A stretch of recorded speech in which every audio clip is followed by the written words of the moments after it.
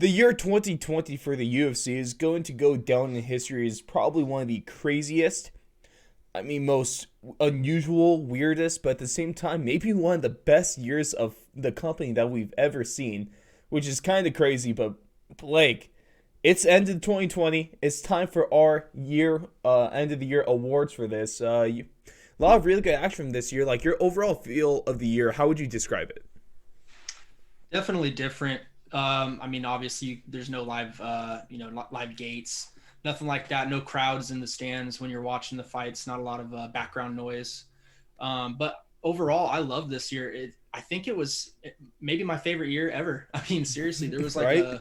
there was a stretch there for what 20 something straight weeks where we Hmm. had a fight every weekend And leading they up were to phenomenal cards. There yeah. hasn't really been like a bad card this year.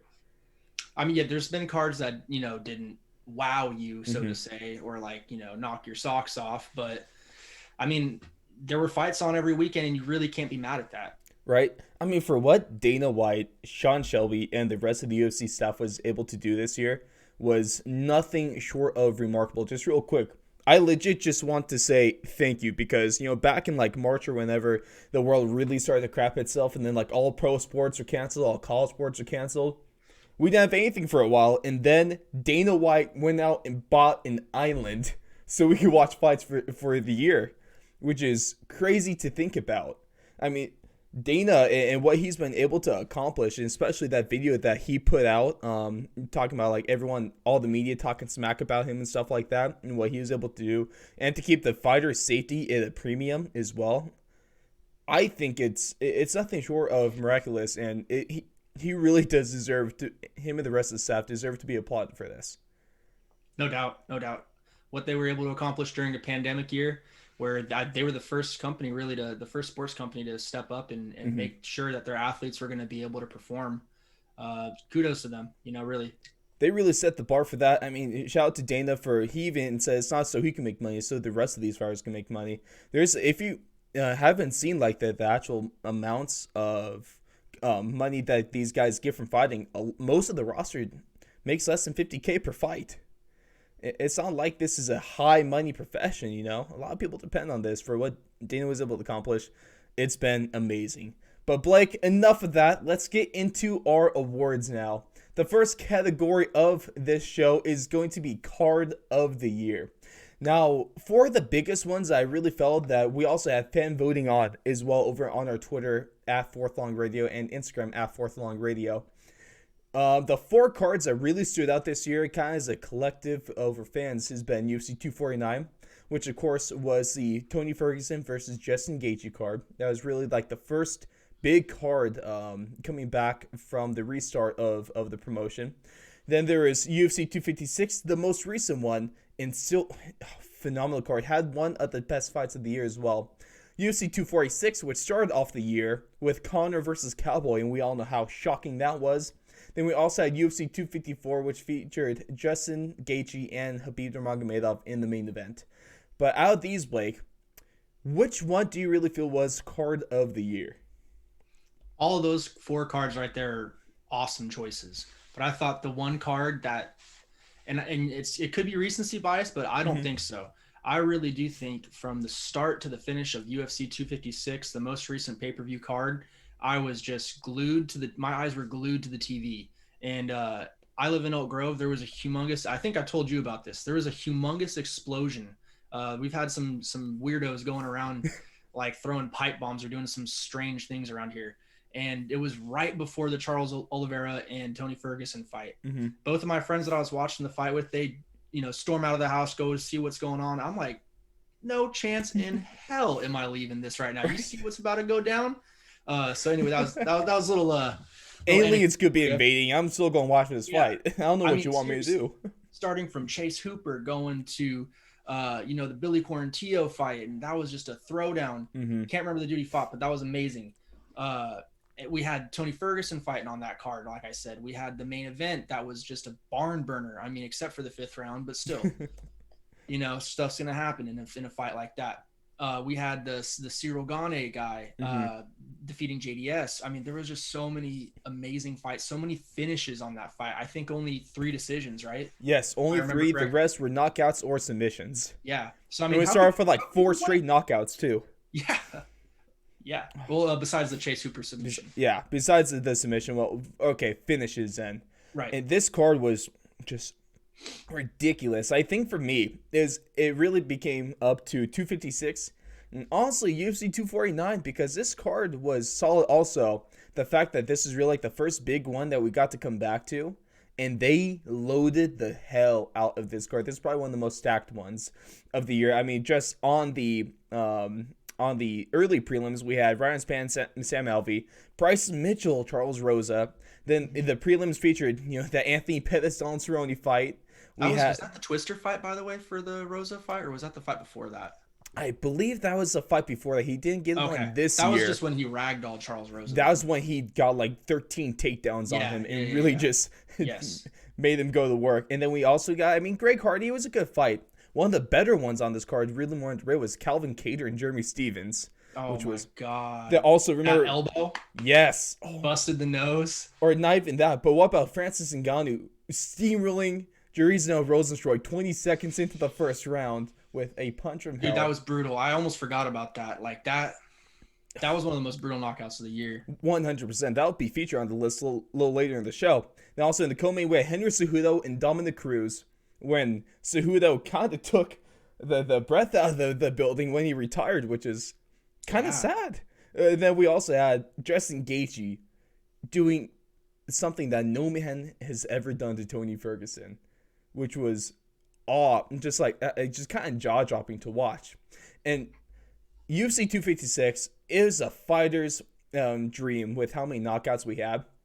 But I think in terms of how many great fighters we saw on this card, and also the importance of it being like the first main one back from this pandemic and first kind of restart of the promotion, I'm going to give UFC 249 my card of the year. Okay, that's fair. It's hard to go wrong with any of these 4 though, which is that one broke 2 million pay-per-view buys, right? So pretty damn good. Any card with McGregor is gonna be, it's gonna be up there. Yeah, that 256 and he performed well that time crazy. Too, so that's always good. When the majority is rooting for someone and they perform well, that's always really good for business, Exactly.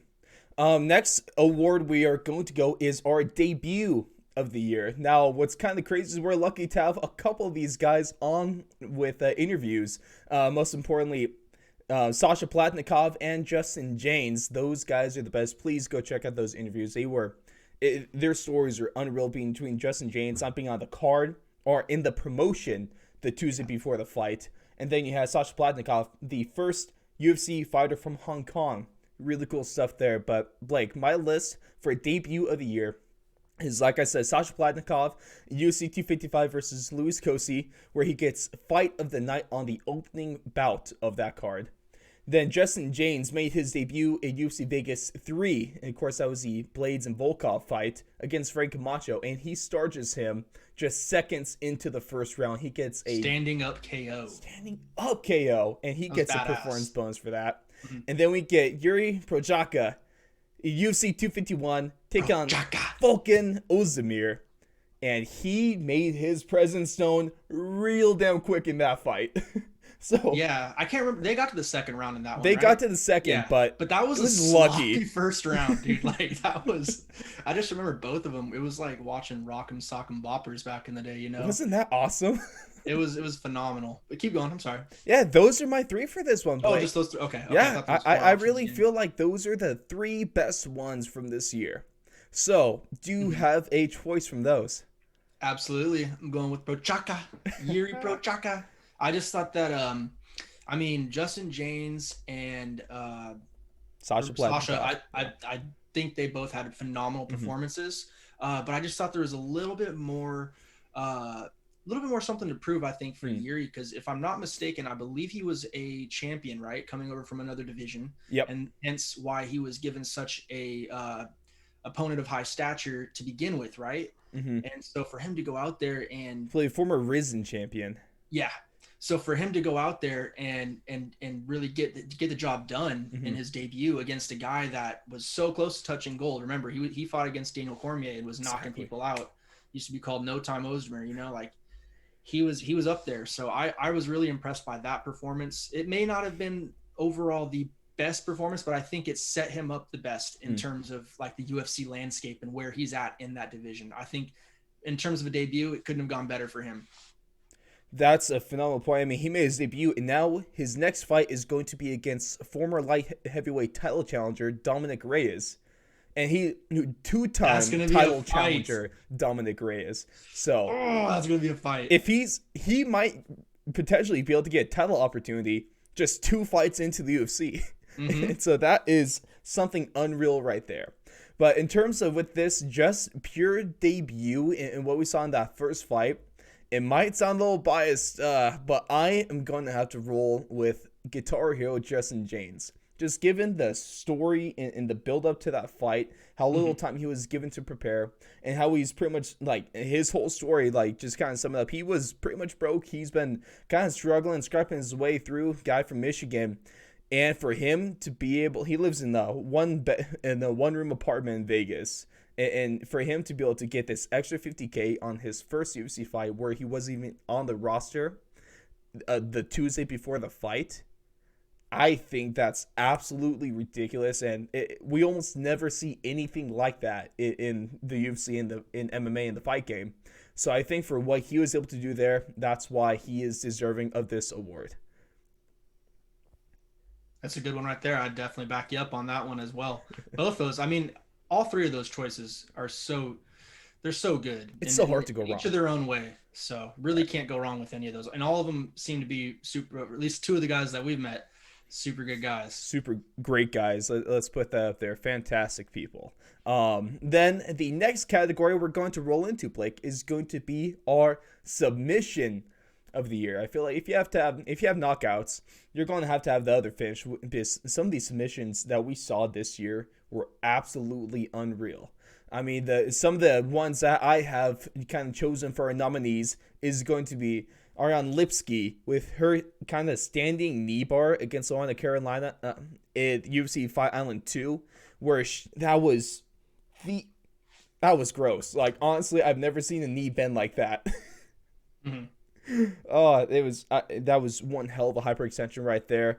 And then next one, a recent one, UFC Vegas 17. I have Jimmy Flick with his flying triangle against Cody Durden.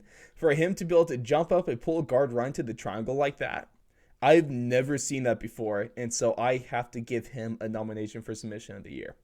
Next one I have is Aljo Sterling for his rear naked choke of Corey Sandhagen at UFC 250. And this is purely because it was an extremely technical choke. Like, the transition he did into it was flawless, but the shock of this and how quick he was able to do it against a solid competitor like Sandhagen, that's why I have this up there as a nominee.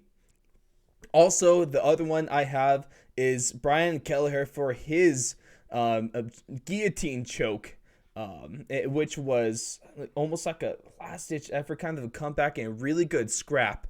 And for him to be able to pull that off was crazy, and I believe it's deserving of the nomination. That was actually the first round. He went out and starched that guy. That was O'Day Osborne's debut. And yeah, I can't remember the one that you're thinking of. But no, this one, he went out there and basically everyone was writing him off. I think he was 3-3 going into this fight in the UFC. And, obviously he's never really going to have the size advantage most of the time, especially if he's fighting at 145. And so people were kind of just, I want to say he went in there as a dog, and he went out and just took that guy to school. Brian Boom Kelleher really put it on. I believe that was against. Are you talking about the one, the O'Day Osborne? I was thinking of the Ray Rodriguez. I mean, a couple of solid guillotine chokes this year from him. He's had 2 really good ones. I mean, 3 wins in his last 4 fights. His only loss being from decision, but he has a KO Cody and 2 guillotines. Right? Yeah, that was against Cody Stamen, of course, a phenomenal competitor in his own right.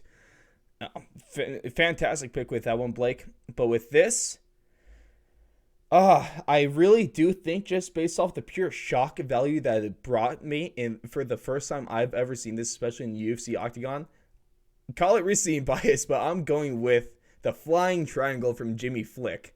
That submission was fantastic. Really just came out of nowhere. I don't know how. I mean, it looks almost like he surprised himself, surprised the ref with that one, and he had that triangle in there tight. Mhm. And so my award for him for submission of the year goes to Jimmy Flick. Now moving on to our next category. This is of course going to be knockout of the year. And now to most of you, this is going to be the kind of easiest one of the year, especially given the poll results that we got that I'll be sharing with you guys once we're done with all this. And so we can get your awards too. But I think we got to start off with two of them and then lead into the heavy betting favorite with this one. I'm going to start us off. Two of the three of these actually came at the same event in UFC 250. UFC 250 actually had a good amount of fights and kind of submissions and nominations on this list. But the first one that happened of the night was going to be your boy, Blake, Sugar Sean O'Malley, dropping Eddie Wineland with a knockoff KO early in the first round. That was a good one right there. That was a really good one. And then the next one is going to be Team Alpha Male guy Cody Garbrandt making his return in a long time to the UFC Octagon. He goes out and right in the last second of round 2, ducks under and hits this Rafael and Sunsao with one of the heaviest right hooks I've ever seen in my life. Literally a right hook from the frickin' floor. It was stupid. Insanity. I have no idea how he even made that with the timing of the round. Literally, on the fight records, it shows 4:59 in round 2. You can't get closer to the buzzer than that.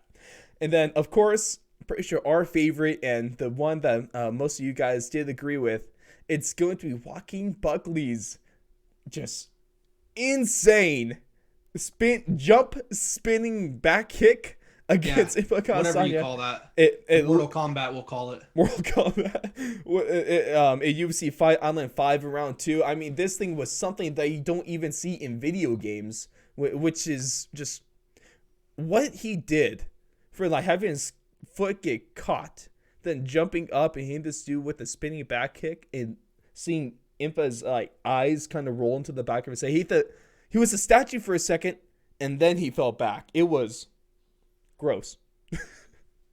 Yeah, no, that was super impressive for sure. So which out of these ones, Blake, out of these nominations, who do you have taken home this award? Well, since my award doesn't really mean anything. I'm not giving anyone any money or anything like that. I figured I would go with someone different than what the majority the majority that I felt was going to be voting. Mm-hmm. I have a feeling everyone's going for Joaquin Buckley, and they have every right to do that. I think he had an amazing, phenomenal knockout that it's not going to be replicated, in probably like 100 years, really. However, I thought Cody Garbrandt, in terms of knockout of the year, just the buzzer beating aspect of it, the fact that he's on a 3-fight KO streak himself of losses. That could have been his last fight in the UFC. If Austin Sao takes him out, especially if he devastatingly took him out again, like had been happening against Munoz, against Dillashaw, that could have been his last fight in the UFC. So I thought there was a lot hanging on that. The moment, not only just the fact that it was a buzzer beater, but the moment, everything leading up to that, all of that was weighing on his shoulders. And for him to go out there and freaking blast him into the next dimension, that just showed me like this guy he's still about it. Like he still has that championship medal in him, So that's what I would choose for knockout of the year personally. Cody Garbrandt. I don't think it's a solid argument for sure. And for what, like you said, for being able to kind of come back from the grave kind of in terms of his career and pretty much to save it. And then that fight put him into a title bout for the bantamweight for the flyweight belt, which is crazy. And he only pulled out of that because of injuries. And he still might get that flyweight shot soon. I would love to. I mean, after the rematch. Right. After the rematch of that fight, which of course is a nominee later on in our fight of the year, he could get a fight against the winner. And honestly, I would in terms of the I spectacle don't that think it would I'll be bring. mad about it. I'm not complaining if we get to see that matchup. Especially the way we saw those guys fight each other, Figueiredo and Moreno. Literally, either of those guys fighting Garbrandt, that's gonna be fireworks in a freaking dumpster. And that's a fight that probably doesn't end up in a draw because there's no way It's gonna be a knockout for sure. Someone's gonna get charged up and they're gonna start swinging for the fences. Someone's going to get put to sleep. And they kind of, when you bring kind of that up, what we saw going into Cody Garbrandt's fight is like, are we going to see a changed guy? Because the reason he's been getting knocked out is because he'll get into kind of like a slugfest and things will get sloppy. Then he'll just kind of let go. And he stayed very composed in that fight against Rafael. And that knockout he had was just perfect. It was just perfect technique. Yeah. It wasn't like this crazy thing where he got it, where it just caught him. It was just a phenomenal knockout. And he was luring him into that the whole second round. Mm-hmm. I mean, you could tell like, he had that same exact exchange. I don't know if it was up against the fence or not, but there's that same exact exchange. So he already had that timed. And then when he knew Austin Sai was going to throw that hook, he dips right underneath and comes with one over the top. Boom, night. He had that thing scouted the whole way. Now for me, Blake, don't call me basic, but just because the fact that this knockout was arguably the greatest knockout of all time, I don't think it is, but I could definitely put up there as top 3 of all time. I have to give it to Joaquin Buckley. I mean, I understand your point for not wanting to go with everyone tried to do something a little different. I mean, Cody Garbrandt is still very deserving of an award like this. But for me seeing a move that almost no one's ever seen and or done before, and for it to result in such a brutal knockout and to be able to propel his career the way it did, I got to give it to Buckley. Yeah, nothing wrong with that. Really do feel bad for input on this, though, because he kind of was made famous for all the wrong reasons. That's the fight game, though, man. Right? Sometimes you're getting knocked out on the billboard, and sometimes you're knocking someone out on the billboard. So hopefully he'll get back into it soon. But our next category, Blake, second to last, is our Fighter of the Year. And now there are 4 guys that I gave the nomination for this award. The first one is going to be Khabib Nurmagomedov. And although he only fought once this year, he was able to possibly cement himself as the greatest mixed martial artist and greatest fighter of all time with his fantastic. Honestly, if I put this, I was kind of getting close to putting up his submission of Justin Gaethje up there for our nominees for submission of the year. Tapology had it. Tapology definitely had it. I don't agree with some of their lists. They had like 50 choices though, so there's a lot to go through. I was like, wow. Yeah, I forgot some of these were even this year. Shoot. Some of their top 4s or 5 a little iffy. Like, yeah, I don't think Figueiredo was in top 5 for this. I don't think he was. I didn't even see Figueiredo on there against the Benavidez. So, hey, with Tapology, just take it with a grain of salt. But yeah, yes, I thought that was strange though, because I thought that was at least top 50 in there. I mean, maybe it's because he was already beat to a pulp, you know. Maybe that's why I took a little bit of the shine off the submission. I guess, but I don't know. Dude, you could literally see dude's eyes like white. You know what I mean? Like that was scary. It was kind of unreal. Scary to watch. Kind of unreal. But Khabib, he does deserve a nomination for this, especially if he does, fingers crossed, stay retired. The next one I have is going to be Hamza Chemiev, which of course had arguably one of the greatest 3-fight stretch. Day span. In 8 days, 2 wins in 8 days. He fought 3 times. He absorbed 66 days, 3 wins. Not bad. No, not at all. I mean, 3 fights this year, Blake. He absorbed 1 punch, 1 strike. Absorbed 1 strike. Yeah, that's insane to me. And then he had that. Well, a lot of people put up there's their nominations for knockout of the year with his 1-punch knockout over Gerard Meerschaert, which was tough. That was tough. But for having one of the fastest rises to stardom in pretty much UFC history, or at least one of them, that deserves a nomination. Now, the second one, or the third nominee, is going to be Kevin Holland. Of course, he has to make this list because he joined, I believe, 3 people in UFC history to have ever gone 5-0 in one calendar year in the UFC. He went 5-0 in 2020, 3 by knockout, 1 by submission, which was technically, it was a verbal tap for a Right. neck injury from a slam. And then he had one split decision in the middle of this. So Kevin Holland, for being able to step up to the plate continually, be able to take all these short notice fights, and be able to make Dana White super happy, be able to make himself very happy as well. Especially his last knockout against Jacare Souza, which could have been awarded a nomination for Knockout of the Year. He definitely deserves to be on this list. Now, of course, the last nominee for Fighter of the Year is going to be none other than Deiveson Figueiredo. 4 title fights in 2020, although he did miss weight for the first one, so you put your little asterisk on that. But it's still all title fights, essentially. Going 3-0-1 in this is absolutely unreal, and it's almost a unprecedented type of year between what him and Kevin Holland had. So, Blake, out of these 4 nominees, who's taking the award home for you? I think this was actually probably the toughest choice for me. Out of all these awards that we're handing out to the fighters this year. I mean, for me, it was really only Hamza he was a leader, like he was the lead horse for a while, probably up until November-ish or, right when the Corona stuff started really getting bad again. Once he dropped out of that Leon Edwards fight, he was automatically out for me. Yeah. And it's no fault of his own. That's just how it is. That's how the business is. Someone else, you said, Blake, it's just a fight game. Yeah. So, I mean, Kevin Holland and I think Deiveson Figueiredo, those are the top 1 and 2 for sure. And now if Holland was getting main event slots and getting title fights maybe, or doing something a little bit more than what he's been doing, he'd probably get the nod. 5-0 is insane. That's crazy to me. But Deiveson Figueiredo, he's been pretty much at the pinnacle, of his division for this whole year, really. Anytime he's fought, it's been the most amount of eyes are going to be watching for your division, and you're fighting like the top dudes most of the time, or at least the top dudes that are available.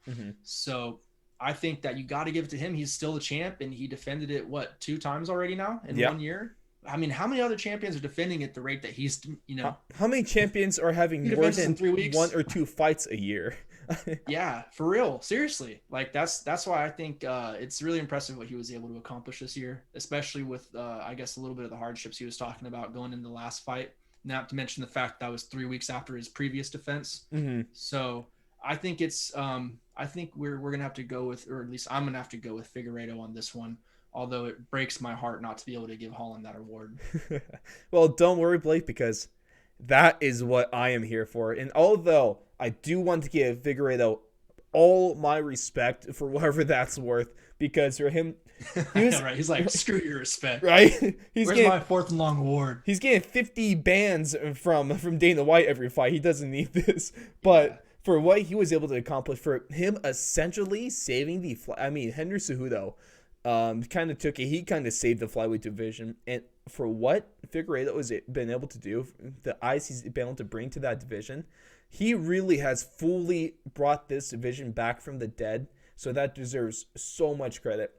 But for this to be this year, Kevin Holland has been the face of the UFC in 2020. He has been the face of the COVID era of the UFC. He's been that guy that steps up to any challenge and demolishes anyone in his path, and he has really skyrocketed his career from this year. So for joining just Roger Herrera in 2007 and Neil Magny in 2014. Neil Magny, of course, underrated fighter, but that's besides the point.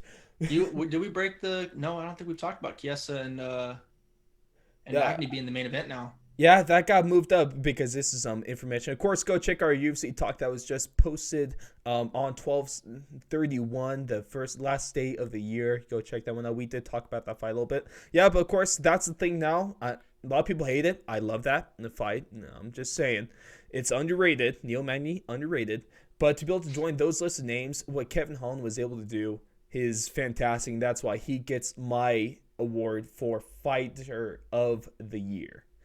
And now, the last category of this, Blake, is going to be, of course, our Fight of the Year. Possibly the most important. I argue I left this for the main event slot because I believe Fight of the Year is the most important award out of the end of the year awards that we give out. And so, I have 3 very obvious and very deserving fights for this. The first one is going to be the aforementioned Deiveson Figueiredo versus Brandon Moreno. at UFC 256. This was a majority decision draw, had 286 total strikes in this one, and really, we kind of talked about this after the fight. They put on the greatest fight in UFC flyweight or any MMA flyweight division fights ever. Yeah, most entertaining for sure, no doubt. And it was at least from the ones that I've been exposed to.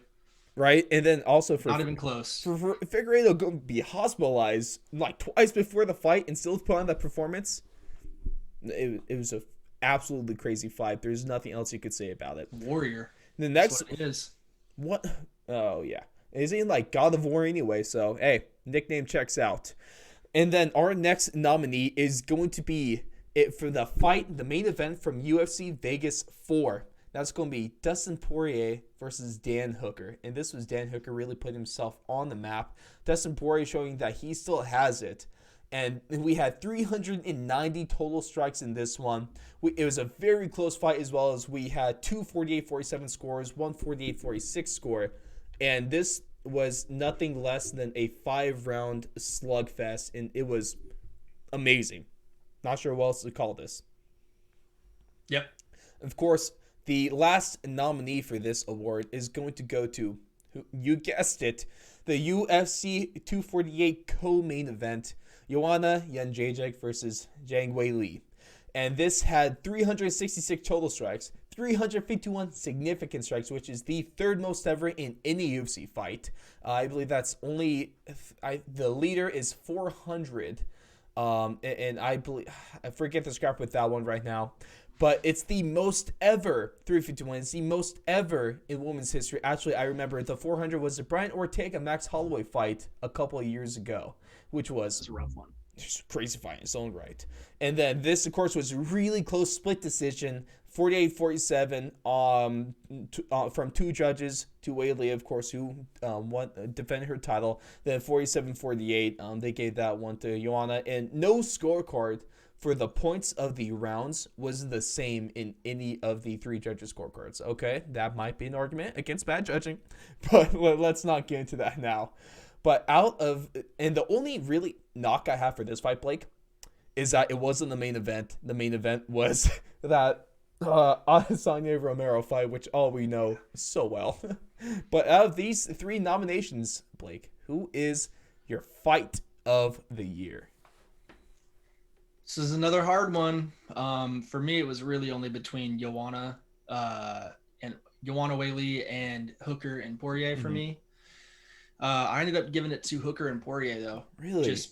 I really don't know why. It was probably because I watched that one live. I had to go back and watch the Joanna and Weili one, so that one didn't really hit the same, I don't think. But the Poirier and Hooker one, I mean, those guys are savages. They were just coming back and forth at each other all freaking night.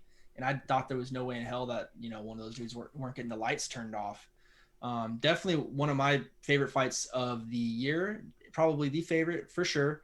Figueiredo and Moreno were coming up real close up until that fifth round. And then the fifth round, they kind of just lost it for me, which, like I said before, it's totally fine.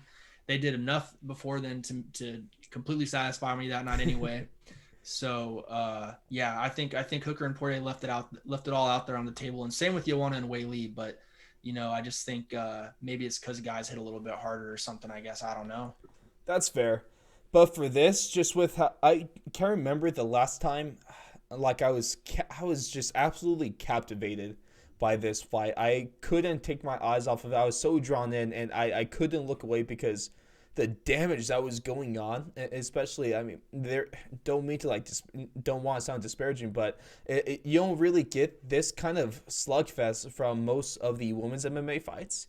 But for what these two champions in their own right were able to accomplish on this night, being the greatest UFC women's fight of all time, arguably the greatest women's MMA fight of all time, seeing this, I have to give fight of the year to Joanna Jędrzejczyk and Zhang Weili, because they really just left a part of their body and their soul in that octagon. And especially, man, that hematoma on Joanna's forehead was Had her looking like a Star Trek character. Right? Looked like bad. an alien, which is, I've never seen anything like that before. But this fight was hands down one of the greatest fights I've ever seen in my entire life.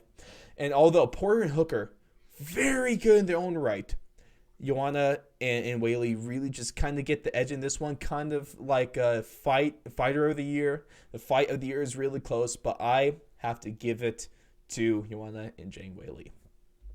But those are our picks for fight for all these categories between fight of the year, fighter of the year, debut of the year. Then we also had, knockout, submission, and card of the year as well.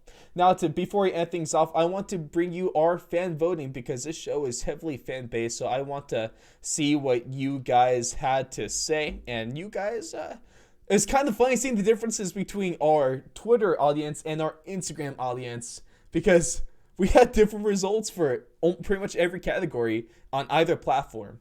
So Blake, we're going to check this out. The first one, of course, is going to be card of the year. Our Instagram or Twitter followers and audience had this one going to.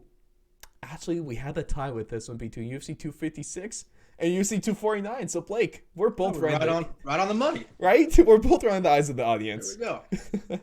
Our next one.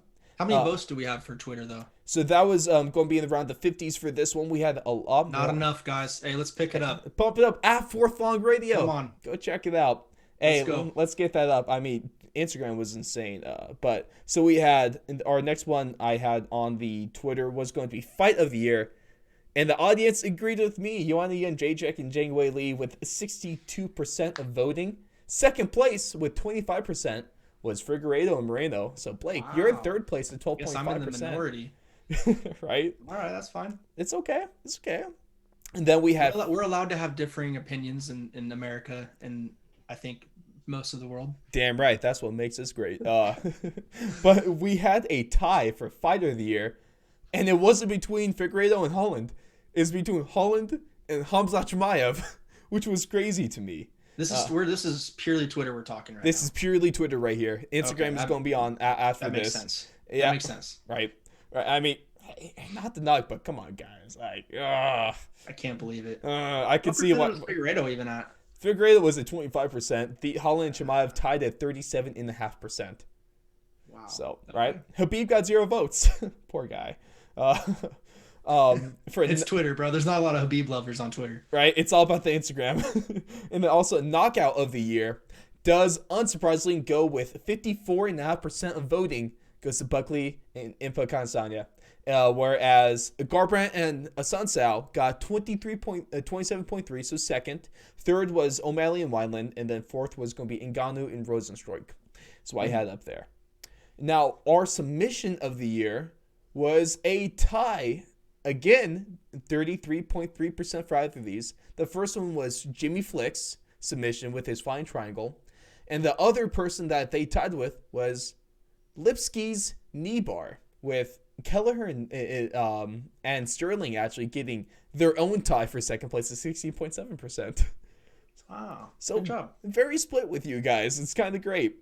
And then Blake here, you definitely get this one for debut of the year. We got none other than Yuri Prochazka with 52% of the voting, and with Justin James coming in second place with 36%.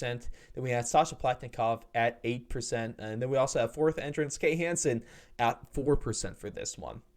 And now let's get on to the Instagrams and finish this up because we had some different results with this one. Thank you, Instagram, because you guys voted a lot more too. Shout out to the Instagram fans. Also, shout out to all you fighters. You guys are the best because when you put us on your story where you have tens of thousands of more followers, we're going to get a little more votes. Yeah. That's good. But the majority of the people for card of the year on Instagram now took UFC 249 with 62 of the total votes.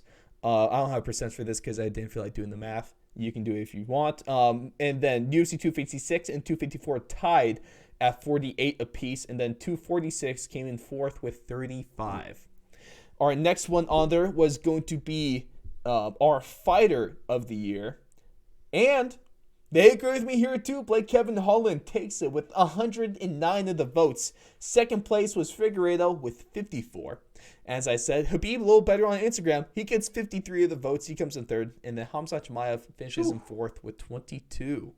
Yeah, see, that's way more reasonable. Hey, Instagram, no offense to Twitter, guys, but I think Instagram got this a little more right. A little bit, yeah. A little sharper. Right? And it's less bias. And what kind of takes a turn, though, was not expecting this. This is where I think Instagram was wrong. No disrespect to these two fighters, but for Fight of the Year, with 138 of the votes, goes to Josh Emmett and Shane Burgos. Well, let's keep in mind who reposted these as well. Yeah, okay. Yeah, hey, some of the fans might give it. Burgos had a lot of sway on this, I believe, with his fans. Yeah, but I think a lot of Burgos fans were voting on that one. You guys, no bias at all. It doesn't matter because on this show we do have a little bias. Not gonna lie. Oh yeah, for sure. And then we had Jacek and Wei Lee taking this at second with 96 of the votes. Hooker and Poirier came in third with 44. Then we have Figueiredo and Moreno at 31 in fourth place. The next one was going to be UFC Knockout of the Year. And the winner of this, of course, who would have thought, it goes by far to Buckley and Constania with 177 of the votes, Blake. Your second place vote is Garbrandt and Sunsao with drops from 177 to 43 of the votes. So, I think we know who the majority is on this one. We had your boy, Sugar Sean, coming in at third with 23. Then I had Ngannou and Rosenstruck on there at 15 votes. Thank you, Blake. And now our next one is going to be Submission of the Year. Lipsky and Carolina Her-Nibar took this one with 136 of the votes, with second place being Flick's triangle against Durden at 44. Then we finished with Sterling and Sandhagen at 31. Then Kelleher and Osborne at 15. Then that kind of sums up everything except for our debut of the year.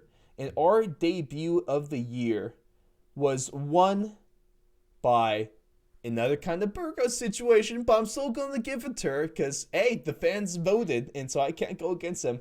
Kay Hansen with your debut of the year. Remember, she posted that too, huh? Yeah.